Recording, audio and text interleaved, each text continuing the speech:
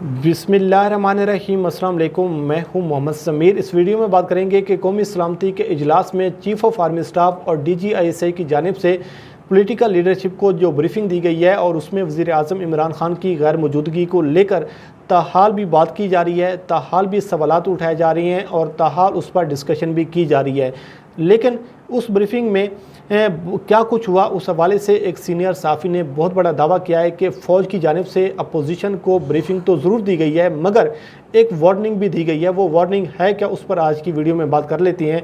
कि वज़ीर आज़म इमरान खान की गैर मौजूदगी को लेकर ताहाल इस पर डिस्कशन की जा रही है। बहुत सारे सवालात भी उठाए जा रही हैं और इस पर बहुत ज़्यादा क्यासरें भी की जा रही हैं। एक तो नुक्ता ये भी सामने आ रहा है कि वज़ीर आज़म इमरान खान साहब उस ब्रीफिंग में इसलिए मौजूद नहीं थे क्योंकि वज़ीर आज़म इमरान खान साहब ने ना तो ब्रीफिंग लेनी थी और ना वज़ीर आज़म इमरान खान साहब ने ब्रीफिंग देनी थी। दूसरे नंबर पर यह भी चीज़ सामने आ रही है कि वज़ीर आज़म इमरान खान साहब का वहाँ पर मौजूद ना होना, इस हवाले से भी इसको जस्टिफाई किया जा रहा है, इस हवाले से भी इस पर बात की जा रही है कि वज़ीर आज़म इमरान खान साहब से और इस्टेब्लिशमेंट की वहाँ पर तो मुलाकातें होती रहती हैं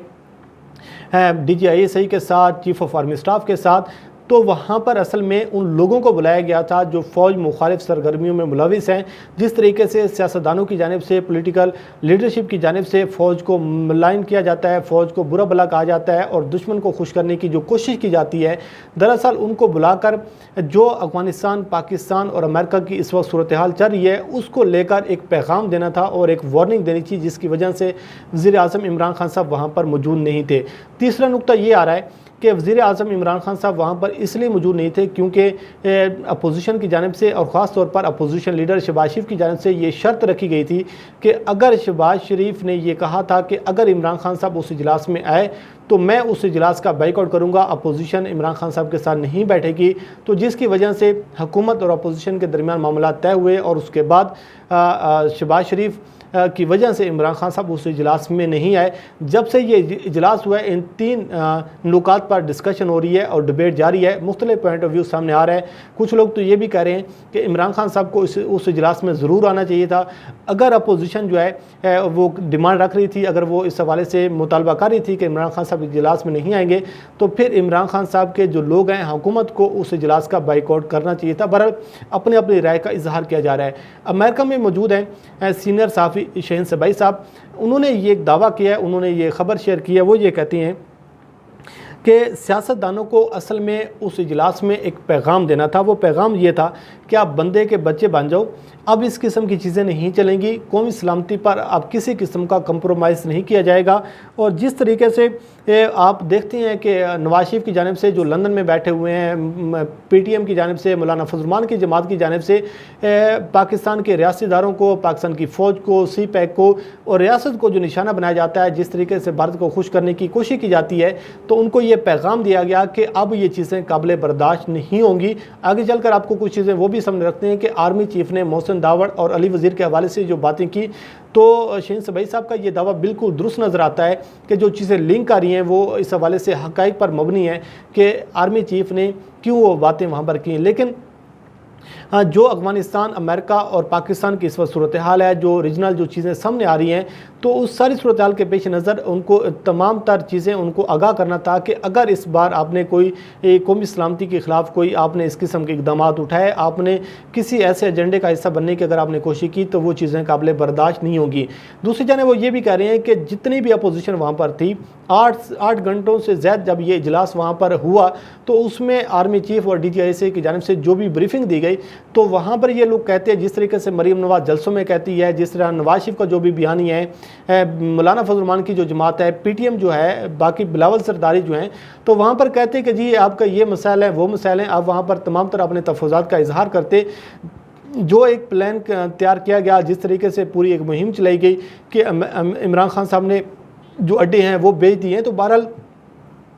शहीन सबाई साहब ये कहती हैं कि वहाँ पर जितने भी लोग मौजूद थे उनको ये कहा गया कि अब कौमी सलामती के हवाले से जो आप एक प्रोपेगेंडा करते हैं, जिस तरीके से दुश्मन ममालिक को खुश करने की कोशिश की जाती है, वो अब काबिल बर्दाश्त नहीं होंगी। तीसरे नंबर पर यह भी कुछ चीज़ें सामने आ रही हैं कि अगर जो लोग वहाँ पर मौजूद थे उनको ये पैगाम देना था, तो फिर जो इतनी एक हिसास मीटिंग है, इतनी हिसास ब्रीफिंग थी, تو ان لوگوں کو کیوں بلایا گیا تھا جو پہلے ہی فوج مخالف ایجنڈے میں ملوث ہیں، جو فوج کو برا بھلا کہتی ہیں، جو پاکستان کے ریاستی اداروں کے خلاف ایک مہم کا حصہ بنتی ہیں؟ تو اس حوالے سے شہین صباحی صاحب کہتے ہیں کہ جو قومی سلامتی کے جو راز ہیں، جو سیکرٹ ہے، وہ ان لوگوں کے ساتھ شیئر نہیں کیا گیا۔ ان کو یہ پیغام ضرور دیا گیا ہے کہ ان کو بتایا گیا ہے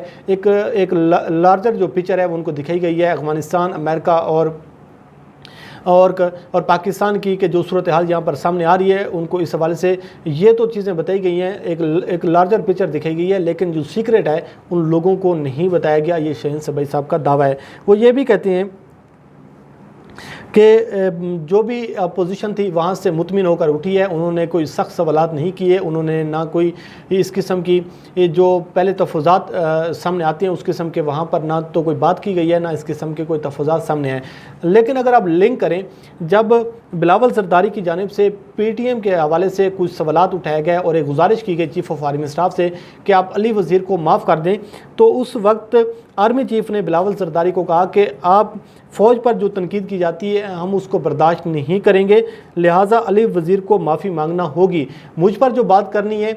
یا صادق نے مجھ پر بات کی اور اس کے ساتھ ساتھ نواز شریف نے مجھ پر بات کی، خواجہ سے باقی لوگوں نے بات کی، تو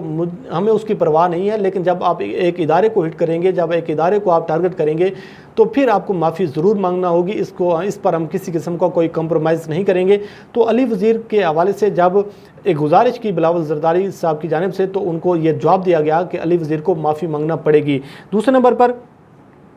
محسن داوڑ نے بولنے کی کوشش کی تو اسپیکر نے روک دیا، جس پر جنرل باجوہ نے کہا کہ آپ کھل کر بات کریں۔ محسن داوڑ، آپ مجھ سے علیحدگی میں بھی مل چکے ہیں، آپ کو یاد ہوگا کہ یہ جو بات ہے یہ آصف غفور صاحب بھی اسد کر چکے تھے کہ پی ٹی ایم کو بلایا گیا تھا، ان کے تمام تر تفویضات ہم نے سنے، ان کو تمام تر تفویضات کو دور کرانے کی یقین دہانی بھی کروائی اور اس سے وہ مطمئن ہو کر گئے تھے۔ وہ آرمی چیف ان کو کہتے ہیں کہ آپ کھل کر بات کریں، آپ مجھ سے علیحدگی میں بھی مل چکی ہیں۔ محسن داوڑ صاحب، کبھی آپ کا راستہ ہم نے نہیں روکا، آپ الیکشن جیت کر آئے ہیں، لہٰذا آپ کی بات سننے کو تیار ہیں۔ فوج پر الیکشن میں مداخلت کا کہتے ہیں، اگر ہم مداخلت کرتے تو پھر آپ الیکشن نہ جیتتے، آپ کیسے الیکشن جیتتے؟ محسن داوڑ نے قبائلی علاقوں میں موجود فوج پر تنقید کرتے ہوئے کہا کہ جہاں بھی جاتے ہیں چیک پوسٹوں پر روکا جاتا ہے۔ تو آرمی چیف نے کہا کہ ہم نے ہمیشہ آپ کی بات سنی ہے، آپ کیا جتنا بھی ہم نے ترقیاتی کام کیے ہیں آپ کے علاقوں میں کروائے ہیں، ہم نے سب سے پہلے آپ کے علاقے کو ترجیح دی ہے، آپ کے علاقوں کے حوالے سے ہم نے تمام تر جو اقدامات ہیں وہ ہم نے اٹھائے ہیں، سیکورٹی کے ہوں چاہے ترقیاتی کام ہوں، وہاں پر سکول اور کالجز کا قیام ہو، امن کے حوالے سے جتنی بھی کوششیں تھیں ہم نے وہاں پر کی ہیں۔ اور آرمی چیف نے ان کو کہا کہ ہم نے ہمیشہ آپ کی بات سنی ہے، کیا آپ کبھی کسی شہید جوان کے گھر گئے ہیں؟ ہم شہادتیں دے رہے ہیں اور آپ فوج مخالف نعرہ لگا رہے ہیں۔ اگر آپ ان دونوں چیزوں کو جوڑیں کہ جو آرمی چیف نے محسن داوڑ اور علی وزیر کے حوالے سے کہی ہیں، تو پھر شہین صباحی صاحب کے دعوے میں کچھ چیزیں جو ہیں وہ صداقت نظر آتی ہے، ایک سمجھ میں آتا ہے کہ جو وہ کہہ رہے ہیں کہ ان کو یہ پیغام دیا گیا ہے اس اجلاس میں کہ اب قومی سلامتی کے حوالے سے کسی قسم کی چیزوں پر کمپرومائز نہیں کیا جائے گا۔ اگر آپ پاکستان مخالف سرگرمیوں میں ملوث ہوں گے تو پھر اس کے حوالے سے آپ کو رد عمل کا بھی سامنا کرنا پڑے گا اور آپ کو اس بار معافی نہیں ملے گی، یہ دعویٰ کیا جا رہا ہے شہین صباحی صاحب کی جانب سے کہ فوج کی جانب سے ایک خاص پیغام دیا گیا اس بریفنگ میں اور وارننگ بھی دی گئی ہے اپوزیشن کو، حزب اختلاف کو، کہ آپ بندے کے بچے بن جائیں، اب اس قسم کی باتیں جو ہیں یہ قابل برداشت نہیں ہوں گی۔ بہرحال یہ کچھ تفصیلات تھیں جو ہم نے آپ کے سامنے رکھیں۔ آج مریم نواز صاحبہ جو ہیں وہ سوات کے جلسے میں شریک نہیں ہوں گی، اس کے حوالے سے بھی بہت زیادہ ڈسکشن کی جا رہی ہے کہ مسلم لیگ نون کا پی ڈی ایم کا سوات میں آج جلسہ ہو رہا ہے جس کو شہباز شریف ہیڈ کر رہی ہیں، لیکن مریم نواز اس جلسے میں شریک نہیں ہوں گی۔ اور کچھ خبریں یہ بھی سامنے آ رہی ہیں کہ نواز شریف نے مریم نواز کو روکا ہے کہ آپ اس جلسے میں شریک نہیں ہوں گی، آپ اس میں شرکت نہیں کریں گی۔ تو تجزیہ کاروں کی جانب سے مختلف آراء کا اظہار کیا جا رہا ہے اور وہ یہ بھی کہہ رہی ہیں کہ اب کیونکہ شہباز شریف مفاہمت چاہتی ہیں، شہباز شریف اداروں کے ساتھ مل کر چلنا چاہتی ہیں، تو شہباز شریف نے یہ بھائی کو کہا ہے کہ بھائی جان اگر آپ نے اس قسم کے کام کرنے ہیں، اگر آپ نے مفاہمت کی پالیسی اختیار نہیں کرنی تو اس طرح معاملات جو ہیں وہ نہیں چلیں گے۔ اب دونوں خاندانوں کے اندر جو لڑائی ہے وہ شدت اختیار کرتی ہوئی نظر آ رہی ہے۔ مریم نواز کا جلسے میں نہ جانا، پہلے اگر آپ دیکھیں تو یہ مسلم لیگ نون اور انہی لوگوں کی جانب سے کہا جاتا ہے کہ مریم نواز جو ہیں یہ کراؤڈ پولر ہیں۔ اور آج احسن اقبال بھی کہہ رہے تھے ایک پروگرام میں، کیونکہ شہباز شریف بھی وہاں پر جا رہے ہیں اور مریم نواز بھی جائیں تو دونوں کا وہاں پر جانا بنتا نہیں ہے، ایک کی جو پریزنس ہے وہ ہونا بہت ضروری ہے۔ تو شہباز شریف وہاں پر جا رہی ہیں اور ان کے مطابق یہ ہے کہ مریم نواز کا وہاں پر نہ جانا تو یہ ہے کہ اس وجہ سے نہیں جا رہی کیونکہ شہباز شریف وہاں پر جا رہے ہیں۔ لیکن یہ کہا جا رہا ہے لندن سے بھی کچھ چیزیں سامنے آ رہی ہیں کہ نواز شریف کی جانب سے شٹ اپ کال دی گئی ہے، مریم نواز کو روکا گیا ہے کہ آپ سوات کے جلسے میں شریک نہیں ہوں گے۔ پی ڈی ایم جو ہے ٹوٹ پھوٹ کا شکار ہے۔ دیکھتے ہیں کہ یہ جو آج سوات کا جلسہ ہے یہ کتنا بڑا جلسہ ہوگا، اس حوالے سے بھی آپ کو آگاہ کرتے رہیں گے۔ اللہ کریم آپ کا ہمیں ناصر و مجید دیجیے اجازت، اللہ حافظ۔